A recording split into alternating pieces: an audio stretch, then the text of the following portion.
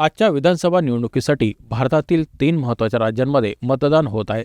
पौंडीचेरी, केरळ आणि आसाममध्ये सकाळी 7 वाजता मतदान सुरू झालं असून ते सायंकाळी 6 वाजेपर्यंत चालणार आहे.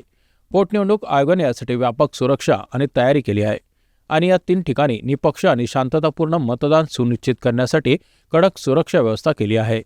आसाममध्ये 126 विधानसभा जागांसाठी 722 उमेदवार रिंगणात आहेत आणि येथे 31,940 मतदान केंद्र उभारण्यात आली आहेत.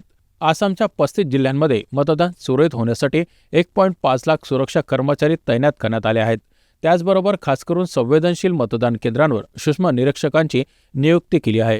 केरळ आणि पौंडीचेरीतही मतदान प्रक्रिया सुरळीतपणे सुरू आहे आणि या राज्यांमध्ये जास्त प्रमाणावर सुरक्षा व्यवस्थेचं पालन होत आहे. याचबरोबर कर्नाटक, नागालँड आणि त्रिपुरा राज्यांमध्ये एका जागेसाठी पोटनिवडणुकी आज होणार आहे. गोव्यातील पोटनिवडणूक उच्च न्यायालयाने स्थगित केली आहे. या निवडणुकांमध्ये मुख्य लढत सत्ताधारी पक्ष आणि विरोधी पक्ष यांच्यात आहे आणि लाखो मतदार त्यांच्या भविष्यातील प्रतिनिधींना निवडण्यासाठी मतदान केंद्रावर दाखल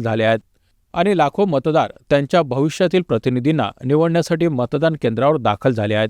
निवडणूक आयोग आणि सुरक्षेच्या यंत्रणांनी कोणत्याही प्रकारच्या अनुशासनाच्या उल्लंघनाला रोखण्यासाठी आणि शांततापूर्ण मतदान सुनिश्चित करण्यासाठी सर्व तयारी केली आहे.